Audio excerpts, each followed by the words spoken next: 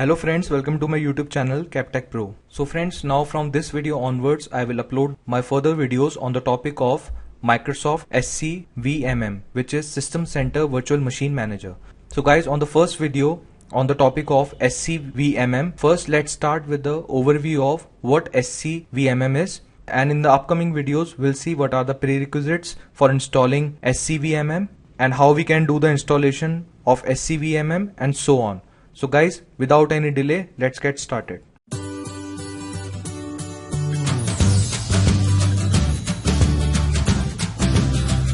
So friends, now let's start with the introduction of System Center Virtual Machine Manager. So what basically it is?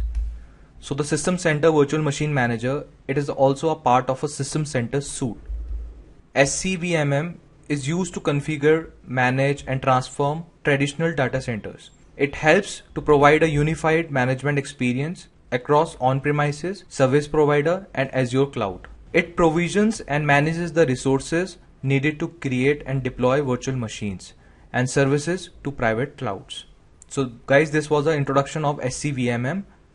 Now let's discuss its capabilities. So the first capability is data center. We can configure and manage data center components as a single fabric in Virtual Machine Manager. Data center components includes virtualization servers, networking components and storage resources. Virtual Machine Manager provisions and manages the resources needed to create and deploy virtual machines and service to private clouds. Now the second capability is virtualization host. VMM can add, provision and manage Hyper-V, VMware and Citrix Xen server, virtualization host and clusters. Now the third capability is networking.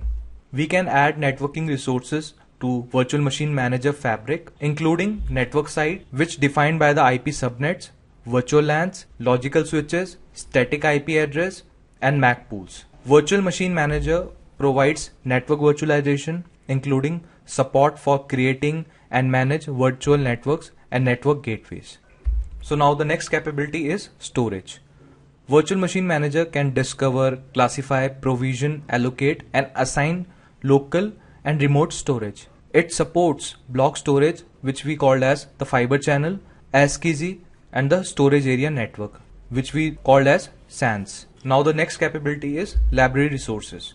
Then we have two types of resources in the library resources. The first is file-based resources, which include the virtual hard disk, ISO image and scripts. And in the non-file based resources, it includes the templates and the profiles that are used to standardize the creation of virtual machines.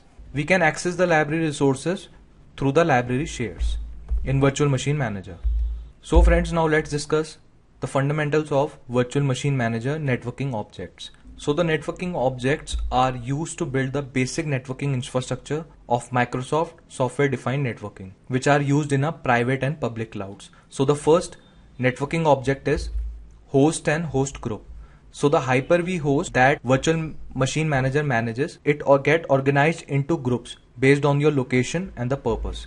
Then we have a second networking object which is known as logical network. It simply mirror your physical network. Then the third is one connected logical network. A single virtual machine network is created on top of the logical network, and that virtual machine network provide access to all underlying virtual LAN subnets pairs. Provides access to all underlying VLAN subnet pairs. Then the next is independent logical networks. So the multiple VM networks can be created on top of this logical network, which we have discussed. Then we have a virtualized network. So virtualized network is a fabric network. Multiple virtualized virtual machine networks can be created on the top of the logical net. Also each virtual machine network has its own virtualized address space. Then we have a network sites. So the logical grouping of host, IP subnets or VLANs are part of network site. Then we have a IP address pool. In the IP address pool, the static pool of IP address used for the associated network site, IP subnet, VLAN pairs. Then we have a virtual machine network. So the virtual machine network basically abstract object that act as an interface to logical networks. Then we have a IP address pools. So the pool contains the static pool of IP address for the virtual machine networks. Then we have a uplink port profile. So basically uplink port profile defines load balancing algorithm and teaming mode for physical adapt. Also, it can be applied to a physical network adapters when we deploy switches. Now the next is virtual network adapter port profile. So basically it defines the virtual network adapter properties for the virtual network adapters which are available with the logical switches. Then we have a port classification. It is a label to abstract the virtual network adapter port profile settings. Now the next is logical switch. It basically brings the virtual switch extensions, port profiles and the port classification together. And at last we have a gateway. We use gateway to connect a Hyper-V network virtualization, which we called HNV, virtual machine network, to a external network. Now let's discuss System Center Virtual Machine Manager features. So the first feature is Windows PowerShell. So Windows PowerShell is the pre-Meyer scripting language which is used by the Windows Server administrators. If I talk about System Center Virtual Machine Manager, it allows IT administrator to take advantage of fully scriptable capabilities of SCVMM and run scripts against the multiple VMs. The second is integrated physical to virtual conversation, which we call P2V. In the most of the organization today, they are looking for a virtualized physical resources. If they are still having the physical server around, SCVMM will allow easily performing P2V operations. Then we have a virtual machine intelligent placements. SCVMM allows automatic profiling Hyper-V host in an environment and placing virtual machines on the host that has a best fit for hosting those resources. Then we have a centralized resources management and optimization. One of the primary advantage of SCVMM is that the centralized management it offers. So the Hyper-V administrator has all the tools and management of Hyper-V host and clusters in a single location. So this is the advantage. Then we have a virtual machine rapid deployment and migration. In SCVMM, it allows creating virtual machine templates which are allowed rapidly deploying virtual machine from master VM templates, right?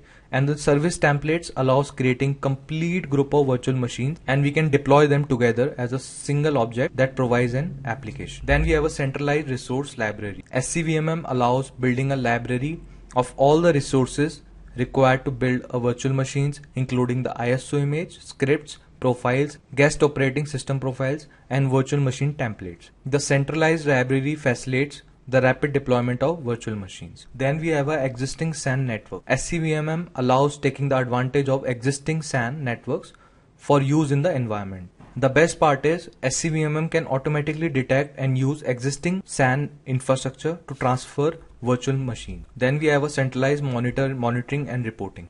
In the centralized monitoring and reporting of the entire Hyper-V infrastructure, it allows administrator to quickly and easily monitor the environment. So friends, this was a quick overview of System Center Virtual Machine Manager, what all features it offers, what is a networking object, fundamentals. Now on upcoming videos, we'll start with the installation process of SCVMM. So friends, stay tuned. I will see you guys in next video. For more informative videos, you can check my other video links on the screen and subscribe my channel and press bell icon for more upcoming videos. I will see you guys in next video.